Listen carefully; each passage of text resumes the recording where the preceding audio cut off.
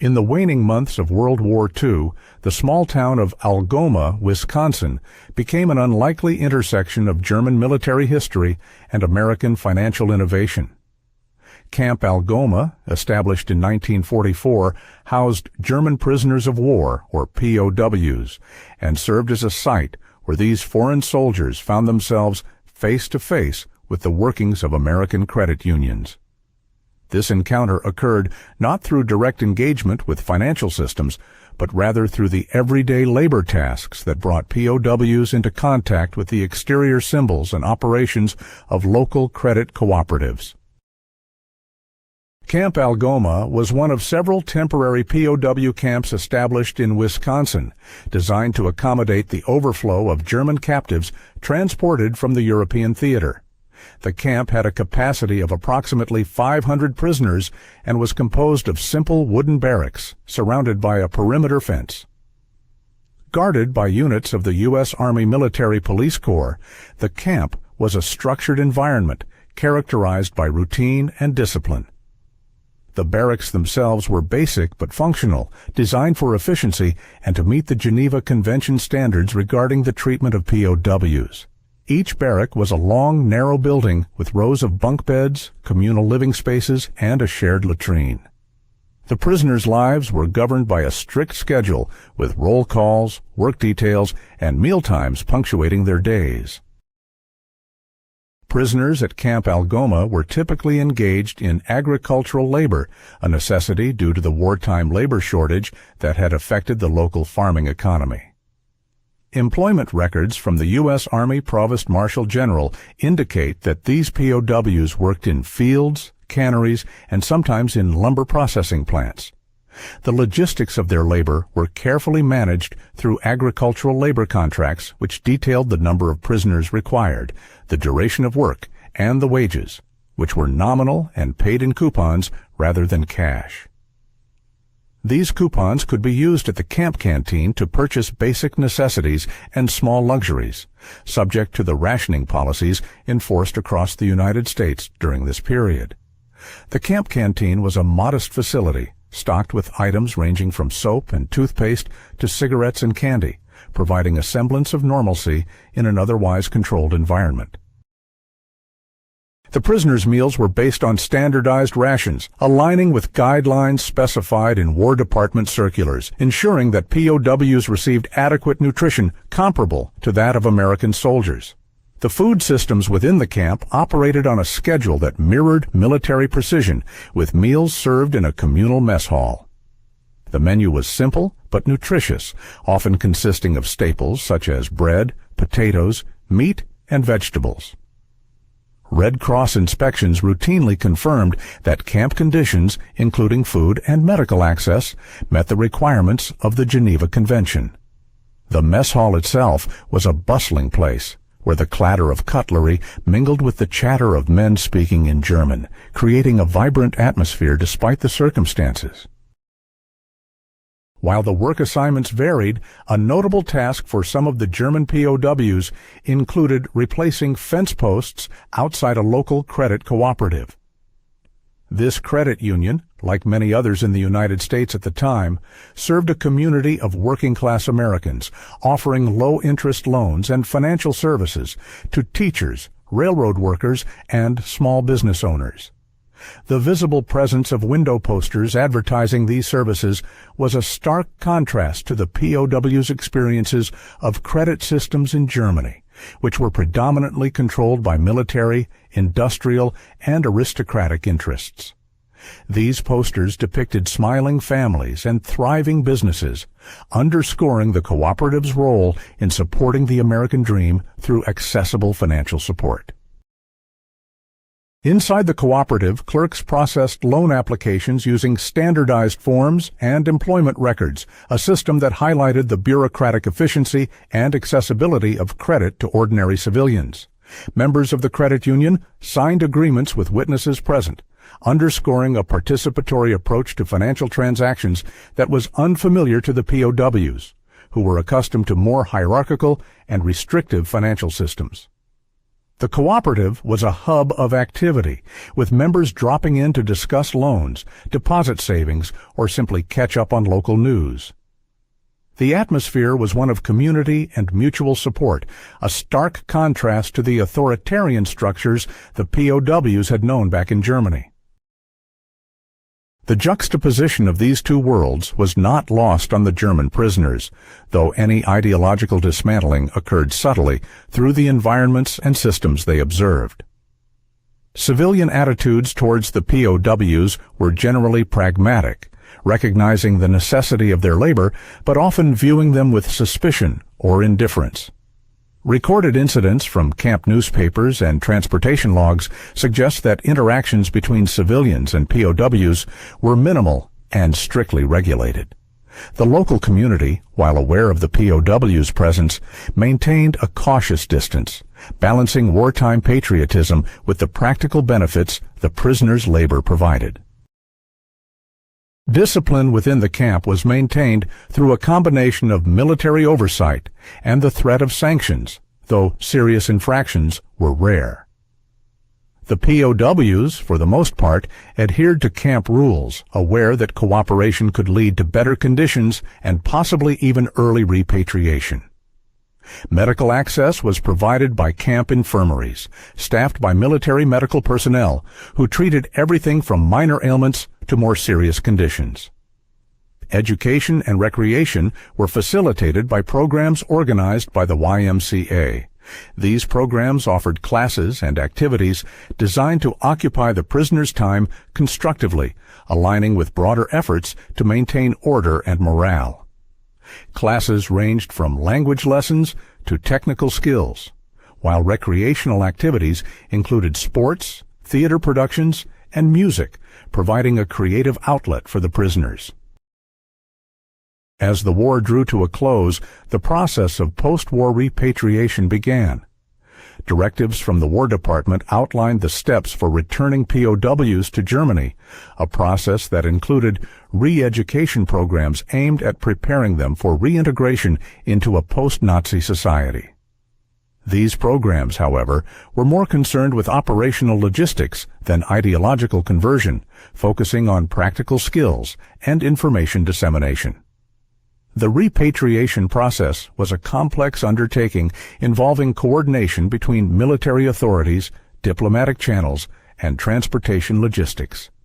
POWs were gradually returned to Germany, where they faced the daunting task of rebuilding their lives in a nation devastated by war. In this complex tapestry of war, captivity, and economic exchange, the German POWs at Camp Algoma found themselves witnesses to an aspect of American society that was both foreign and enlightening. The credit union, as a symbol of democratic access to financial resources, offered a quiet yet profound lesson in the capacities of a civilian-based economy to empower individuals through collective financial engagement. It was a subtle but significant exposure to a different way of thinking about community and economic participation, one that contrasted sharply with their experiences in Germany. For the POWs, this glimpse into the workings of American financial cooperatives may have offered a small yet impactful perspective shift, highlighting the potential of financial systems to support and uplift ordinary people in their pursuit of a better life. As the days turned into weeks and the weeks into months, the German prisoners of war held at Camp Algoma in Wisconsin found themselves entrenched in a routine that brought an unexpected sense of normalcy to their lives. Against the backdrop of a world torn apart by conflict, their lives were regulated by the steadfast rhythm of daily tasks, one of which was the seemingly mundane yet symbolically rich duty of replacing fence posts at the local credit cooperative. Each morning, the POWs were paraded out of the camp, their movements closely monitored by the vigilant eyes of the U.S. Army Military Police Corps. Their regimented labor offered a stark contrast to the chaos and unpredictability they had left behind in their war-torn homeland. The local credit cooperative where the prisoners carried out much of their work was a modest structure unassuming in its architecture but vibrant in its purpose. Its walls were adorned with bright posters advertising the cooperative's financial offerings, each one a beacon of hope for the community. These posters, showcasing low-interest loans for teachers, railroad workers, and small store owners, were more than mere advertisements. They were symbols of a financial system designed to uplift the ordinary citizen. For the German POWs, who were accustomed to a financial landscape dominated by the elite military, industrial, and aristocratic interests of Nazi Germany, the accessibility of these financial services was nothing short of revolutionary. Here, in this small corner of America, they witnessed a financial inclusivity that was virtually unheard of in their homeland. Inside the cooperative, the process of handling finances was characterized by an impressive level of transparency and orderliness. The clerks, armed with standardized forms and ledgers, meticulously reviewed each loan application, basing their decisions on concrete employment records rather than subjective biases. The presence of witnesses during the signing of credit agreements added a layer of communal accountability, reinforcing the idea that financial dealings were not just personal transactions, but community affairs.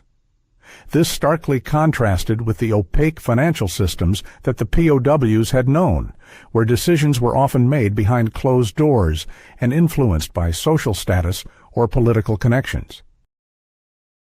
During their breaks, the POWs would observe the operations of the cooperative, their curiosity piqued by the openness they witnessed. The cooperative was more than just a financial institution. It was a vibrant community hub where people gathered to discuss not only money matters, but also local events and communal concerns. Economic participation here was intertwined with civic engagement, reflecting a democratic ethos that was woven into the fabric of American society. The cooperative's role as a space for community interaction and participation was a revelation to the POWs, offering them glimpses into the democratic principles that underpinned American life. As the POWs continued to work at the cooperative, they began to understand the mechanics of this economic system. They noted how the cooperative structure allowed for economic empowerment among the working class, providing a safety net that encouraged entrepreneurship and self-reliance. This was a striking departure from their experiences in Germany, where financial opportunities were often restricted to those with the right social connections or standing. The cooperative's model illustrated a financial democracy that challenged their preconceived notions of capitalism and class structure. Interactions between the cooperative's members and the POWs were limited, yet each brief encounter was a subtle exchange of cultural insights. The staff of the cooperative, aware of the prisoners' presence, would sometimes exchange nods or brief greetings, acknowledging their contributions to maintaining the grounds. These small gestures of recognition, though seemingly insignificant, contributed to a broader understanding among the POWs of a society that valued individual contributions, regardless of one's origin or status. As winter approached, the landscape around Camp Algoma transformed, with the crisp air serving as a reminder of the impending end of the war.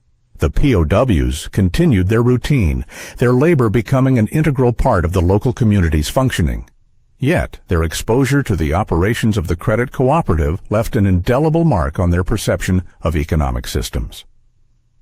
While the concept of a financial cooperative was not entirely foreign to them, it echoed the mutual aid societies in Germany.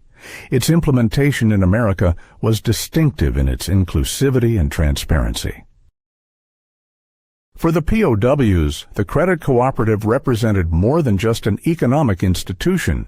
It was a microcosm of a society that prioritized collective well-being alongside individual prosperity. This realization, though not overtly expressed, began to dismantle their preconceived notions about capitalism and class structures. The POWs' experiences at the cooperative hinted at the potential for financial systems to transcend traditional barriers, offering a blueprint for a more equitable distribution of resources. As the war came to an end, the process of repatriation began, and the POWs at Camp Algoma prepared for their eventual return to Germany. As they bid farewell to the Wisconsin landscape and the cooperative that had become a focal point of their observations, they carried with them insights into a system that challenged their understanding of finance and community. The lasting impact of their exposure to the American credit union model was yet to be fully realized, but it planted the seeds of curiosity and reflection that would accompany them on their journey home. In the years following their return to Germany, the experiences of the POWs at Camp Algoma and the credit cooperative would occasionally resurface in their conversations and reflections. The American model of financial cooperation, with its emphasis on community participation and transparency, offered a glimpse of an alternative path to economic recovery and growth. As Germany embarked on its post-war reconstruction, the principles observed at the cooperative served as a silent testament to the potential for financial systems to empower individuals and communities alike. While the full extent of the ideological shifts among the POWs remains a subject of speculation, their exposure to the American credit union system undoubtedly broadened their perspectives on economic and social structures. The cooperative in Algoma, with its simple yet profound approach to finance, stood as a reminder of the transformative power of inclusive economic systems, a lesson that transcended borders and time. Thus, the story of the German POWs and the American Credit Cooperative is not just a tale of wartime encounters, but a narrative of discovery and reevaluation. It highlights the intersections of culture, economics, and ideology, offering a nuanced exploration of how exposure to different systems can shape understanding and potentially influence future developments. As historians continue to piece together these fragments of the past, the experiences of the POWs at Camp Algoma remain a testament to the enduring impact of cross-cultural exchanges during times of conflict. This story, with its layers of complexity and insight, serves as a poignant reminder of the power of human connection and the potential for understanding that lies within our shared experiences. In the early spring of 1945, as the final chapters of World War II were being written, the prisoners of war, POWs, at Camp Algoma found themselves amidst an intriguing routine. Each day was delineated by various work details, tasks that were as mundane as they were revealing. Among these assignments was the task of replacing fence posts at the local credit cooperative, a duty that unexpectedly provided the POWs with a fascinating window into the intricacies of American financial practices during a time of global upheaval. The credit cooperative itself was an unassuming building, barely distinguishable from the other structures that dotted the rural landscape of Algoma. Its architecture was plain, with a facade that bore the marks of practicality over grandeur. Yet, within its walls, the cooperative played a crucial role, embodying the principles of mutual aid and community resilience that were essential to America's rural economic framework during the mid-20th century. Inside the cooperative, a small team of clerks worked diligently, processing loan applications with a precision and speed that caught the attention of the German captives. To the POWs, this efficiency was both foreign and intriguing, as the system operated with a level of standardization and equitability that was starkly different from what they had known in their homeland. In Germany, particularly during the war, financial decisions were often mired in social hierarchies and connections within military and industrial sectors. However, the American credit union model offered a refreshing departure from such norms, prioritizing accessibility and fairness for all, including teachers, railroad workers, and small business owners. For the POWs, observing these interactions was like witnessing a silent revolution. They saw credit being extended not as a privilege exclusive to the upper echelons of society, but as a fundamental service available to the everyday citizen. The process was remarkably transparent, with credit agreements signed in the presence of witnesses, reinforcing a communal trust that was both novel and thought-provoking to those who observed it from the outside. This transparency was more than just a procedural necessity. It was a cornerstone of the cooperative's operations, fostering a sense of accountability and mutual benefit that the POWs found striking, despite the barriers of language and culture. As they worked under the vigilant eyes of the U.S. Army Military Police Corps, the German POWs noted how the cooperative bolstered the local economy. Low-interest loans were not mere financial transactions. They were instruments of empowerment, facilitating the growth of small businesses, enabling home improvements, and providing a financial safety net for working-class families. It was an economic model that emphasized community support and individual responsibility, a stark contrast to the centralized and hierarchical financial systems of wartime Germany. The cooperative's posters, prominently displayed in its windows, advertised the various loan options available to its members. These advertisements were more than marketing material. They were declarations of the cooperative's commitment to serving the community's needs. For the German captives, who were accustomed to a financial world dictated by rigid class structures, this exposure to an egalitarian economic model was nothing short of transformative.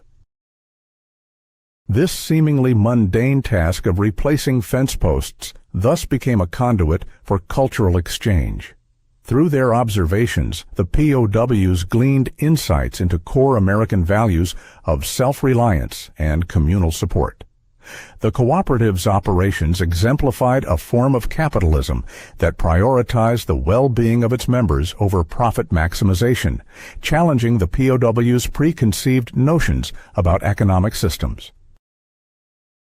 As the weeks turned into months and the fence posts were methodically replaced, the POWs' reflections on their experience at the cooperative began to coalesce into a broader understanding. In the privacy of their barracks, discussions among the captives often centered on the implications of the American financial model for post-war Germany. While direct communication with civilians was restricted, the POW's exposure to the cooperative's operations offered a glimpse into the possibilities of a more inclusive and participatory economic future. With the war drawing to a close, the prospect of repatriation loomed large. The POWs prepared to return to a Germany that was in the throes of rebuilding, carrying with them the lessons learned in Algoma. The credit cooperative had presented them with an alternative vision of economic interaction, one that emphasized equity and shared prosperity. While the immediate impact on their ideological perspectives was uncertain, the experience had undeniably broadened their understanding of financial systems and their potential to foster social cohesion. The return journey to Germany was marked by a mix of anticipation and uncertainty. As the POWs contemplated their future contributions to a nation rising from the ashes of war, the insights gained during their time in Algoma lingered in their minds. The credit cooperative, with its emphasis on community and transparency, offered a model that could inspire new approaches to economic recovery and development. In the years that followed, the influence of such experiences began to manifest in various ways as Germany embarked on its path to recovery. The POW's exposure to the American credit union system became a catalyst for reflection on the principles of economic justice and community solidarity. Though the full extent of this influence was difficult to measure, the encounter with the cooperative had undeniably expanded the POW's horizons, leaving an indelible mark on their perceptions of financial systems and their role in shaping society. Historians looking back on these wartime experiences find in the story of the German POWs at Camp Algoma a compelling illustration of the transformative potential of cross-cultural encounters. Even amidst the chaos and conflict of war, the exchange of ideas and practices between disparate societies can sow the seeds of change, fostering a deeper understanding of the diverse paths to economic and social progress. Through their labor and observations, the POWs at Algoma glimpsed an alternative economic reality, one that would resonate long after the war's end, contributing to the broader discourse on post-war reconstruction and the pursuit of a more equitable world. The story of the German POWs at Camp Algoma presents a compelling narrative of cross-cultural observation and the transformative potential of exposure to alternative economic models. Situated on a bustling street in Algoma, Wisconsin, the credit cooperative emerged as a focal point of curiosity for these prisoners of war. Here, they encountered a financial institution unlike any they had known in Germany, one that operated on principles of community engagement and egalitarian service. The credit cooperative in Algoma was housed in a modest brick building, its presence marked by a simple wooden sign. Despite its unassuming exterior, the cooperative thrived as a hub of financial activity, serving a diverse clientele from the surrounding community. Posters in the windows advertised financial services tailored to the needs of common professions, such as teachers and railroad workers. This was a novel concept to the German POWs, who were accustomed to the stratified financial systems back home, where access to credit was a privilege reserved for the well-connected and the wealthy. In Germany, the financial landscape was dominated by military interests and industrial magnates, with aristocrats wielding significant influence over economic policies and credit distribution. The POWs, many hailing from working-class backgrounds, had rarely witnessed financial transactions that prioritized the needs of ordinary citizens. Their observations at the Algoma Credit Cooperative provided a stark contrast. Here, they saw local residents, some familiar from their interactions around town, enter the building with ease and familiarity.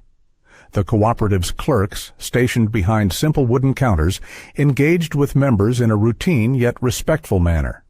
Standardized forms and employment records facilitated the loan process, ensuring a level of transparency and equality that was notably absent in their home country's financial dealings. The system of mutual accountability and support at the cooperative was a revelation to the German soldiers. Witnesses, often friends or family members, were present as loan agreements were signed. This practice underscored the community-centric approach of the cooperative, emphasizing trust and collective responsibility over hierarchical control. It highlighted a financial model where trust and community bonds played a significant role in economic transactions, challenging the entrenched hierarchies that dictated access to capital in Germany.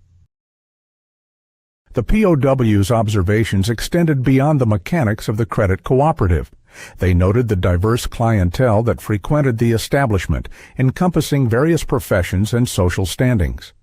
This inclusivity was a testament to the cooperative's commitment to serving the broader community, subtly challenging the POW's preconceived notions of capitalism.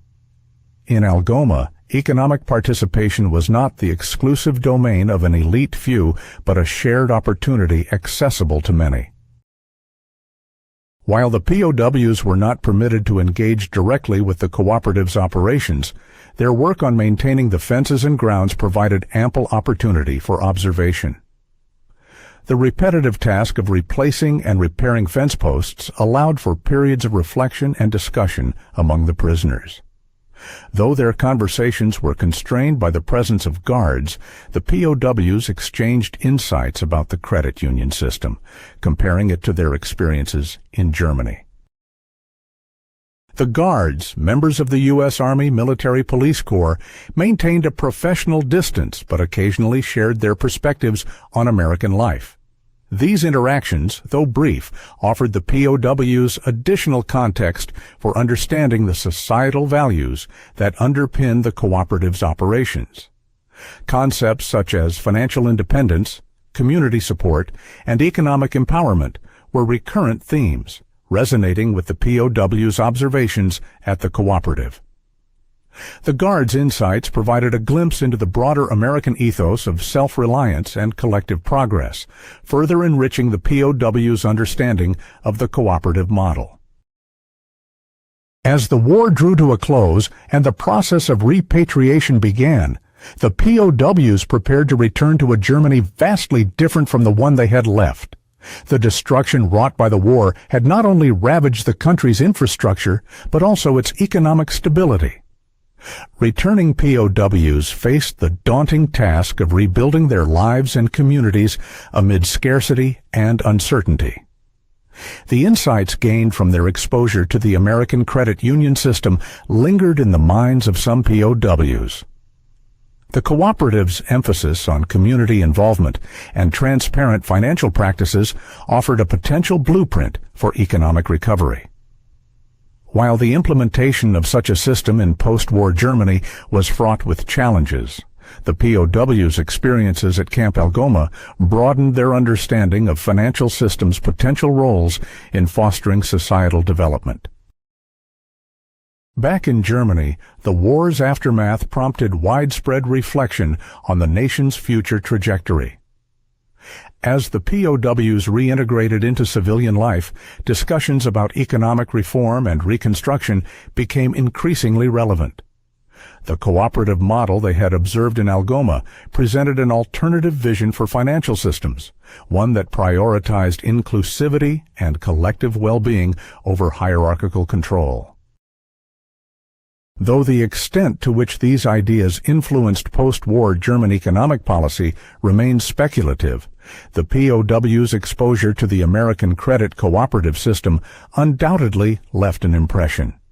The memory of the cooperative, with its egalitarian approach to financial services, offered a glimpse of what could be achieved through community-centric economic practices. In the years following their return, some former POWs found themselves in positions where they could contribute to discussions about economic policy and community development. Their experiences at Camp Algoma occasionally resurfaced in these conversations, serving as a reminder of the potential for financial systems to promote equitable growth and prosperity. The story of the German POWs at Camp Algoma and their encounters with the American credit union system is a testament to the power of exposure to diverse ideas and practices. It underscores the potential for cross-cultural exchanges to challenge entrenched notions and inspire new approaches to societal challenges. As they navigated the complexities of post-war life, the lessons learned from their time in Wisconsin offered valuable insights into the pursuit of a more equitable and inclusive economic future. The narrative of the German POWs at Camp Algoma is not just a historical account. It is a reflection on the transformative power of observation and learning. The POWs, through their daily routines and interactions, gained a unique perspective on an alternative financial system that emphasized community and inclusivity. This experience, juxtaposed against the backdrop of their war-torn homeland, offered a vision of economic recovery and societal progress, rooted in collective empowerment rather than individual privilege. As history has shown, the seeds of change are often sown in the most unexpected places, and the experiences of these POWs serve as a poignant reminder of the enduring impact of exposure to new ideas and practices. As the war came to an end and the German POWs at Camp Algoma prepared for repatriation, their time in Wisconsin drew to a close.